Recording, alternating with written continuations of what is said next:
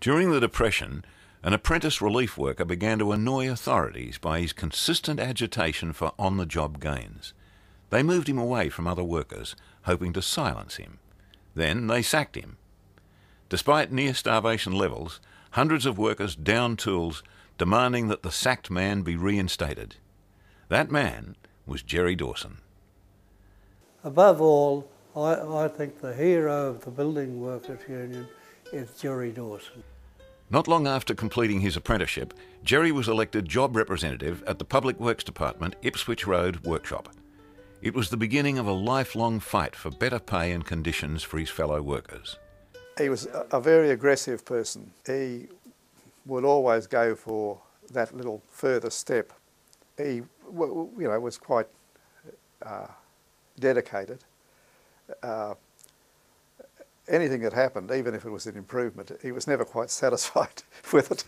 He always thought it should have been a bit better.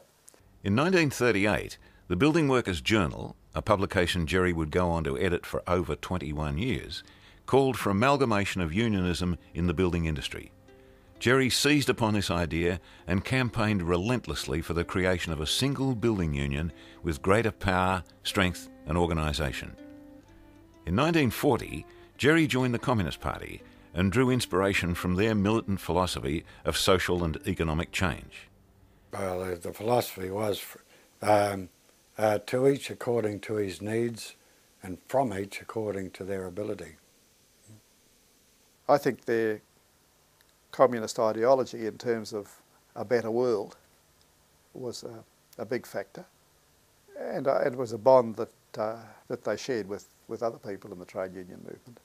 You take my word for it, a lot of the people who were members of the Communist Party were very good people, good at heart, wanted to make a contribution to change the world, wanted to be out there in the leadership of the struggle against the reactionary forces, which we've had plenty of in this particular state.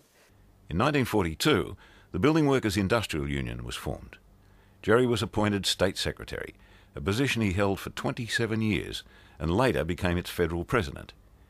Jerry is credited with bringing the unions together and during his tenure was able to weld the union's independent regional branches into an effective statewide organisation.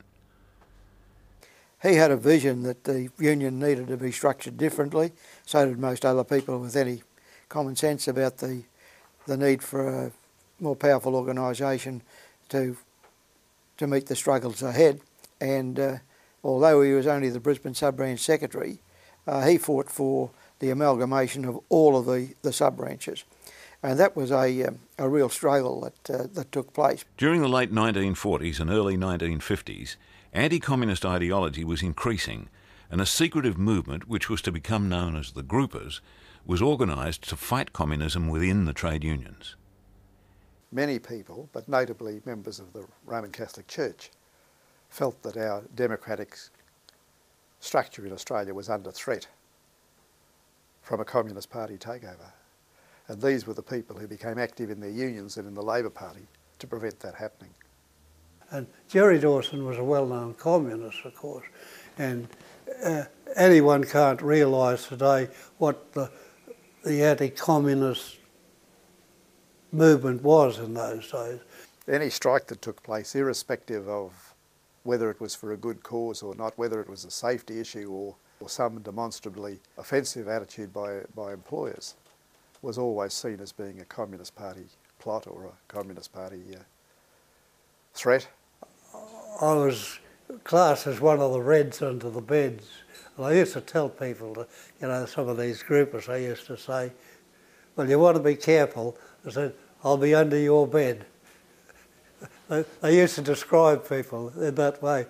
The Reds under the bed, and the great wave of the red, the yellow peril was going to come down from China, and people really believed it.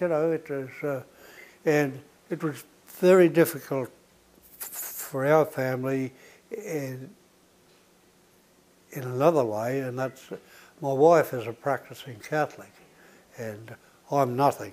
But she respects my view, I respect hers. But the pressure put on from the Roman Catholic Church was just terrific on on people to switch over to them. And while it's claimed that a lot of Catholics did, of course, but there's a terrible lot of Catholics didn't and stuck with the Labor Party and stuck with the Union. In an independent Union ballot, the groupers were resoundingly defeated by the ticket led by Jerry Dawson and his supporters. The right-wing forces were eradicated, and the Union would remain left-wing for the rest of its days. The Union that survived the 1950s had a new political direction. They saw themselves as more than just industrial reformists, believing they should take an active stand on issues affecting working people. Jerry developed a reputation as an uncompromising negotiator and outstanding advocate in the State Industrial Court. He campaigned strongly for the provision of public housing and was especially concerned with safety issues and the basic wage. We got no satisfaction from that. We told the Minister, and in our view, if the same attitude to safety was continued with on the job, there would not only be a near-fatal accident with the 3 blokes nearly got buried, there would be a fatal accident. These boys unanimously and with enthusiasm and with deep feeling demanded further extension of our strength and action to impress all concerned that we mean business. He advocated direct action to achieve gains wherever workers had strength, and in areas where bargaining power was weak, Jerry led the fight through the arbitration system. Jerry continued as State Secretary until ill health forced his retirement, handing the reins to Tom Chard in 1969. But the ground was shifting. The building industry and Queensland was changing.